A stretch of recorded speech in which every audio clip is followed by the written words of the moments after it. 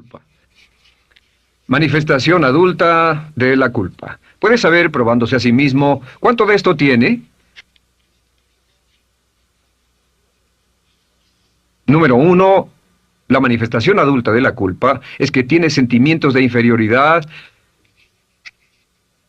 sentimientos de inadaptabilidad y de no merecer las cosas. No siente que merezca que le pasen cosas buenas. Si una persona ha sido criada con crítica destructiva y se le hace sentir culpa, entonces cuando logra éxito, aún con un tremendo esfuerzo, tiene una tendencia terrible de sentir que no se lo merece. A esto se le llama, por cierto, temor al éxito. El temor al éxito es solo otra forma de decir que la persona que ha estado condicionada a pensar de sí misma como poco valiosa o no lo bastante buena, se siente muy incómoda cuando experimenta el éxito. Se siente muy tensa y a disgusto. Realmente si sienten demasiada tensión, comienzan a aspirar cocaína, a beber demasiado alcohol, se enredarán en comportamientos autodestructivos, tendrán una sensación tremenda de ansiedad, como si alguien fuera a descubrir algo de ellos. Hay un libro en la librería que dice, si me está yendo también, ¿por qué me siento como un impostor? Tienen el llamado síndrome del impostor. ¿Alguna vez ha tenido éxito en algo y la gente ha ido a usted a decirle, vaya, hiciste un excelente trabajo, o eso es maravilloso, aunque haya sido muy duro para usted, y sintió que los demás iban a descubrir, siente como que, es decir, que iban a descubrir que realmente no es bueno, que solo fue un fraude, solo un accidente, y por supuesto es lo que dice, fue coincidencia, fue un accidente, la verdad, no sé ni cómo lo hice. Hacen todo lo posible por huir de ese sentimiento de inferioridad y de no merecer las cosas. Estén muy alertas. La segunda manifestación adulta de la culpa es la autocrítica destructiva.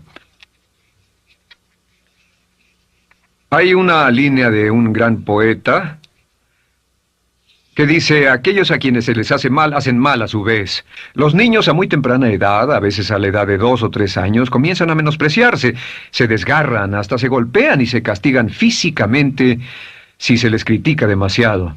Siempre dicen el equivalente de no valgo suficiente o no soy muy bueno, y se castigan a sí mismos. Y la crítica destructiva es un síntoma real de un sentimiento escondido de culpa e insuficiencia. El número 3 es que, fácilmente manipuladas por la culpa, las personas pueden jalar sus cordones de culpa en forma muy simple. Realmente vemos que existen 2 tipos de personas en el mundo, los lanzadores de culpa y los receptores de culpa. Invariablemente, estas personas se atraen mutuamente. Y por supuesto el lanzador de culpa es la persona que se identifica con el padre que lanzó la culpa y el receptor es la persona que se identifica con el que atrapó la culpa. Pero los lanzadores y los receptores de culpa se unen, se equilibran perfectamente, se establecen y forman una nueva generación de lanzadores y receptores de culpa. Podemos decir que usted es fácilmente manipulado por la culpa, porque ha estado muy bien condicionado. Su jefe puede tirar de su cordón de culpa, una persona en un autobús puede tirar de su cordón de culpa, una sobrecargo puede tirar de su cordón de culpa. Esté muy alerta a esto. La cuarta manifestación de culpa es que usted la usa. Usa la culpa y culpa a otro generosamente. ¿Por qué? Pues si ha funcionado en usted, la hará funcionar en ellos. Le parecerá que es un intercambio, un trato muy justo. Usa la culpa y la culpabilidad y se convierte en la base de sus relaciones con los demás. Cuando algo sale mal, les echa la culpa a ellos. Algo sale mal, culpa a alguien más. En cuanto hay un problema, busca a quién culpar. Un experimento muy interesante con la cámara escondida hace algunos años, fue que hicieron una plancha de hielo y la pusieron en la acera sin que nadie los viera. No hacía mucho frío, pero lo hicieron y observaron cómo reaccionaban las personas cuando pasaban por ahí, cuando caminaban por ahí, llegaban a esa plancha de hielo, se desequilibraban y se resbalaban, y lo primero que hacían era observar a la persona más cercana a ellos, enojados, verdaderamente furiosos. En otras palabras, buscaban a quién culpar. Y si no había nadie cerca de donde habían caído, se levantaban otra vez, miraban a su alrededor, no había nadie y entonces pateaban el piso, pateaban con fuerza y se iban. Nuestra tendencia natural cuando algo sale mal es buscar a alguien o algo a quien culpar, en especial si nos criaron con una culpa continua. Y la quinta manifestación es lo que llamamos lenguaje víctima. Ahora recuerden que hablamos sobre la ley de concentración. Dice, lo que siembras cosecharás. También dice, si usas lenguaje de víctima, mantienes viva la culpa, la refuerzas, la edificas, la cultivas, la utilizas. El lenguaje víctima es lenguaje como no puedo, No puedo. Cuando dice no puedo, no puedo, no puedo, envía un mensaje a su mente subconsciente y la mente subconsciente comprende que está inhabilitado, que no tiene control, que es una víctima. Y cuando desea poder hacer algo, su mente subconsciente retroalimenta su mensaje y dice no puedes, no puedes. Y lo segundo que dice es tengo que, y otra vez no tengo control, no estoy a cargo. Pero existe otra expresión del lenguaje víctima que debemos evitar, y es esta: trataré. Trataré, sea lo que sea, trataré. ¿Qué significan las palabras trataré? Pues déjenme decirles qué significan. Significan voy a fracasar y lo digo anticipadamente para que no me vengan con represalias. En otras palabras, dice trataré de llegar a tiempo, pero lo que está diciendo es tal vez llegue tarde y no pueden reclamarme porque dije que trataría. Cuando una persona dice trataré, está disculpando su fracaso por anticipado. Si fuera al doctor y el doctor lo examinara, lo auscultara y le dijera, pues está en pésimas condiciones, tendremos que intervenir, debemos llevarlo al hospital ahora mismo, me sorprende que haya llegado aquí, usted dirá, bueno doctor, espero que haga un buen trabajo. Y él dice, trataré. Si él dice eso, usted seguramente buscará otro médico. O si va a un abogado. Lo culpan de algo y va a un abogado y le presenta su caso y dice, oiga, va a defenderme, y él dice, trataré. ¿Qué está diciendo? Está diciendo, escuche, he estudiado el caso y por lo que veo no hay mucha esperanza, pero lo tomaré de todos modos. Trataré son los que tratan de conseguir que les pague por anticipado. Otro juego de palabras que no debe usar. Por cierto, con respecto a trataré, lo que debe decir es lo haré o no lo haré. No trataré. Si alguna vez en nuestro negocio, tenemos un negocio muy activo, si llamamos a alguien y le pedimos alguna cosa o algún trabajo y dice trataré de conseguirlo para el viernes o trataré de terminarlo a tiempo, al instante sabemos que lo que quiere decir es que quiere sentirse libre, no comprometerse. Así que nunca dejamos que nadie se vaya con un trataré, debe ser hecho o no, y queremos obtener una seguridad. Si hace falta, nosotros lo hacemos. Cuando dicen trataré, lo que están haciendo es que se están lavando las manos. Esté alerta, la otra palabra es desearía. Dicen que un deseo es una esperanza o una meta sin energía detrás. Desearía. ¿Qué significa un deseo? Desearía significa que me gustaría tener algo, pero sé que nunca lo podré tener. Cuando dice desearía bajar de peso, ¿qué significa? Las palabras no dichas son, pero sé que no puedo. ¿Por qué no? Por las excusas que tiene y el metabolismo que tiene y los problemas, etcétera. Siempre hay razones por qué debe salir, etcétera. Desearía dejar de fumar, desearía estar en forma. Desearía, desearía, desearía. Cuando usa la palabra desearía, le muestra al subconsciente que esto es algo que no cree que le sea posible lograr o adquirir. Entonces el subconsciente descarta completamente esto como meta y no le da energía, ni motivación, ni impulso, ni deseo de lograrlo. Así que esté muy alerta al lenguaje víctima. Esté alerta a la expresión sí, pero. O lo haría, sí, pero. Alguien le dice, haga esto, y usted dice, sí, pero. La palabra pero, por cierto, es el gran borrador. Si una persona le dice, podría incrementar sus ingresos o incrementar su rendimiento, ser una persona mejor o más feliz o bajar de peso o lo que sea, no importa. Y usted dice, sí, pero. Lo que está diciendo es que está borrando toda la aseveración que ha dicho antes. Manda un mensaje a su subconsciente que dice, no hay posibilidad. Y no hace esfuerzo, no otorga energía, no ejerce capacidad alguna hacia el logro de esa meta. Y las personas que han sido criadas con culpa tienen 5 cualidades o 5 manifestaciones de adultos. Una es que se sienten inferiores, se sienten inadecuadas, sienten que no merecen que les pasen cosas buenas. Estén muy alertas a eso. El número 2... se autocompadecen continuamente, usan la autocrítica destructiva. El número 3... usan la culpa y la culpabilidad en ellos y en otros. El número 4 son manipuladas por la culpa y número 5 usan lenguaje víctima. Así que, ¿cómo nos deshacemos de la culpa? ¿No es sorprendente cómo se aclara esto? Este pizarrón, todo se borra. Tengo una varita mágica cuando me voy a sentar al escritorio. Entonces, ¿cómo nos deshacemos de la culpa? Para deshacerse de la culpa...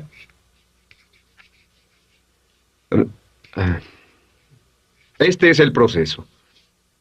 Tiene algunos pasos importantes. Número 1, el primero de la lista, elimine la autocrítica.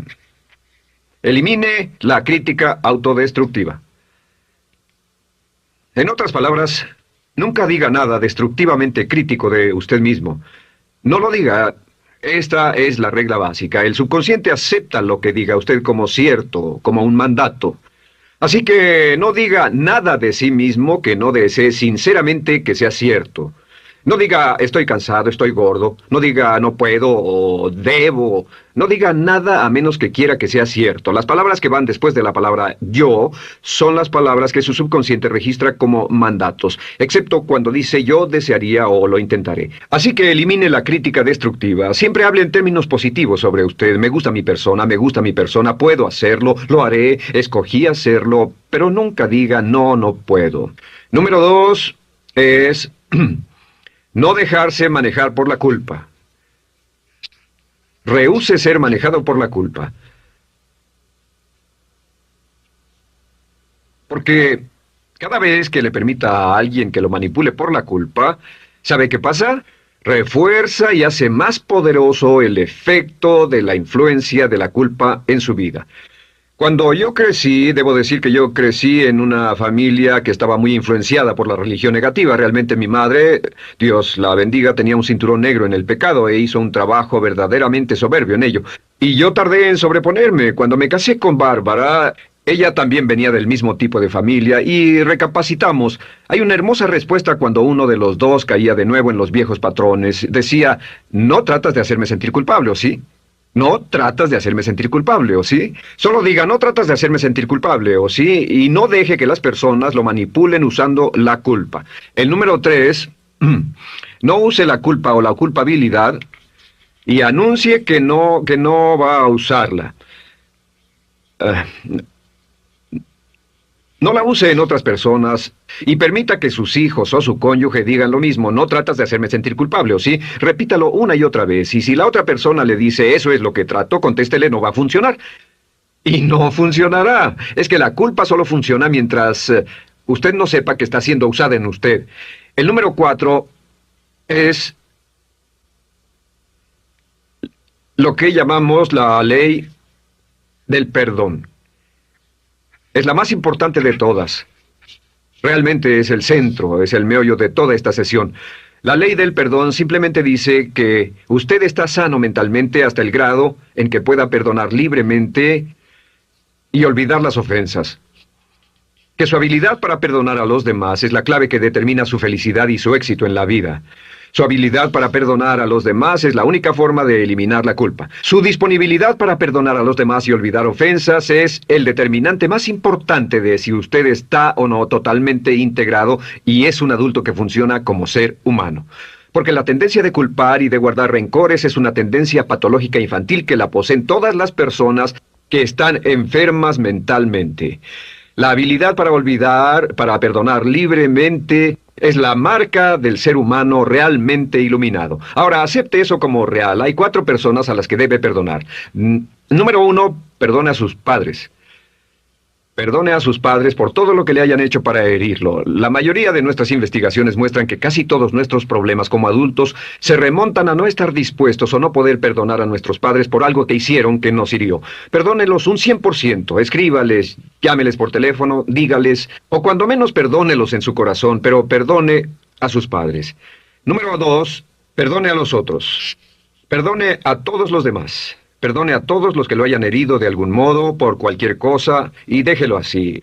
Ahora, hay muchos que dicen no puedo perdonar a esa persona por lo terrible que me hizo, pero recuerde esto, el perdón es perfectamente egoísta. El perdón no tiene nada que ver con la otra persona, solo tiene que ver con su paz mental y con su propia integridad mental. Número 3, perdónese a sí mismo.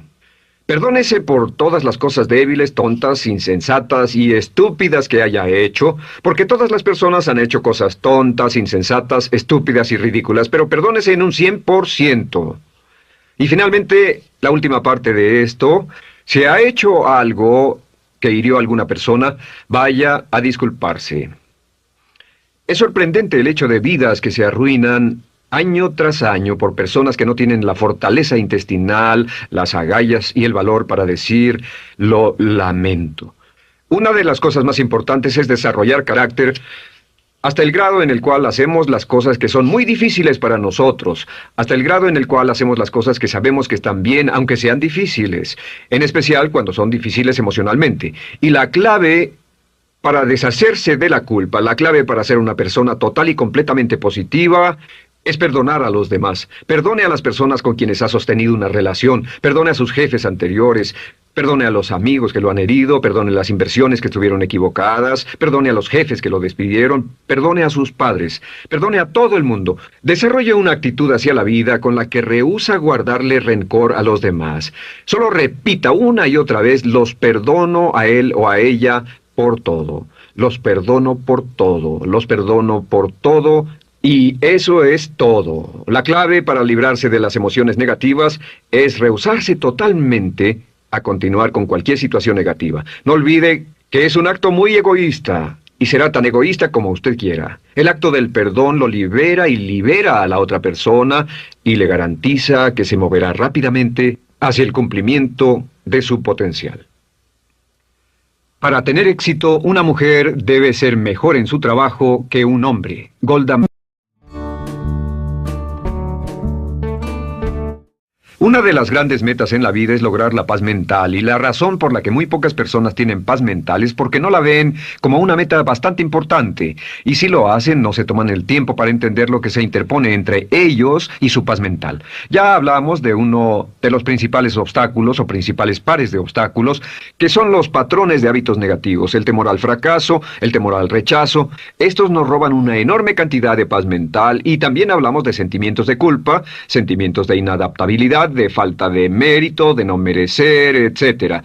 También ellos nos roban paz mental. Pero en esta sesión quiero hablar de la última, por así llamarlo, clave a esta discusión de emociones negativas, y es a lo que llamamos imaginación negativa. Las palabras imaginación negativa vienen de un extenso cuerpo de literatura que fue escrito a principios de siglo. Encontraron que la imaginación negativa es algo que creamos en nosotros mismos y que al mismo tiempo nos causa una enorme cantidad de estrés y desesperación. La imaginación negativa crea temor. Y una de las mejores definiciones del temor que he visto últimamente se llama experiencias de fantasía que parecen reales. Experiencias de fantasía que parecen reales. En otras palabras, son experiencias que creamos en nuestra mente y en nuestra imaginación, y vivimos con ellas, y entre más vivimos con ellas, más reales se vuelven. Tengo 3 hijos, y si los dejo ver una película de miedo, aunque insistan en verla, comienzan a pensar que hay criaturas monstruosas bajo su cama, en sus alcobas, etc. Son las experiencias de fantasía que se vuelven reales. Y una vez, con el pequeño Michael, no pudimos lograr que durmiera en su alcoba porque estaba convencido de que había monstruos ahí. ¿A qué llamo imaginación negativa? Lo traduzco como preocupación. La preocupación es una forma sostenida de temor causada por la indecisión. La preocupación es una forma sostenida de temor causada por la indecisión. ¿Eso qué significa? Significa que cuando tomamos decisiones, nos deshacemos de la preocupación. Hace algunos años se hizo un estudio donde muchas personas fueron estudiadas y se les preguntó de qué se preocupaban en ese momento. Por las respuestas vieron que esto es de lo que las personas se preocupan. Un 40% de las preocupaciones que las personas tenían era por cosas que nunca pasaron. Se dieron cuenta de que las cosas por las que estaban preocupadas nunca pasarían. Iban a llegar tarde, o iban a perder sus trabajos, o no iban a funcionar bien en una relación. La siguiente cifra, 30%, eran cosas que habían ocurrido en el pasado, que ya habían pasado y no podía hacerse nada al respecto. 12% de las preocupaciones eran por la salud. En la mayoría de los casos, preocupaciones innecesarias. Pensaban que tenían un dolor, una enfermedad, un sufrimiento o algo más que no resultó ser verdad. El 10% de las cosas que les preocupaban eran triviales.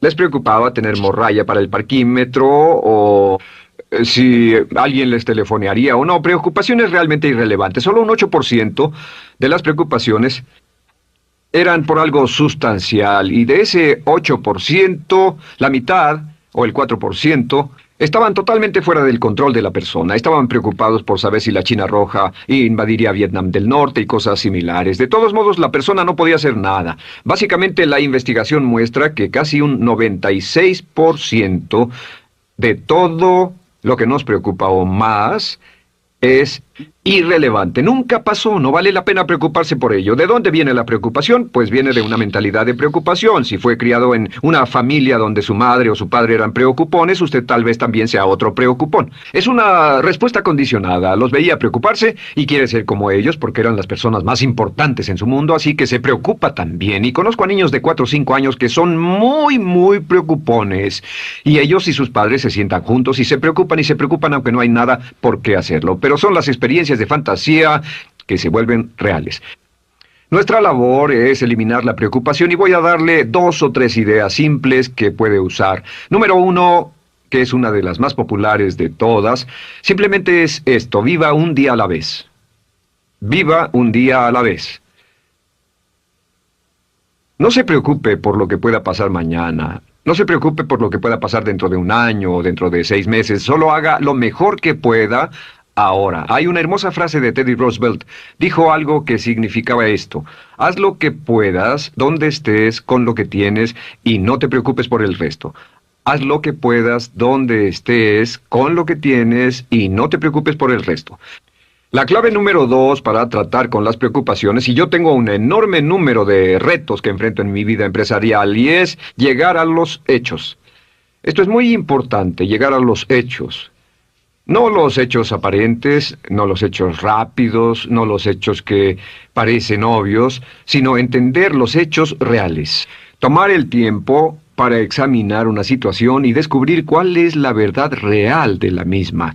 He descubierto que la mayoría de las situaciones de preocupación se evaporan si hay suficientes hechos. Si oye que alguien ha hecho algo o no, si oye sobre un cambio en su negocio, en su vida personal o un cambio en una de sus relaciones, averigüe, llame a esa persona, descubra de la fuente correcta la respuesta.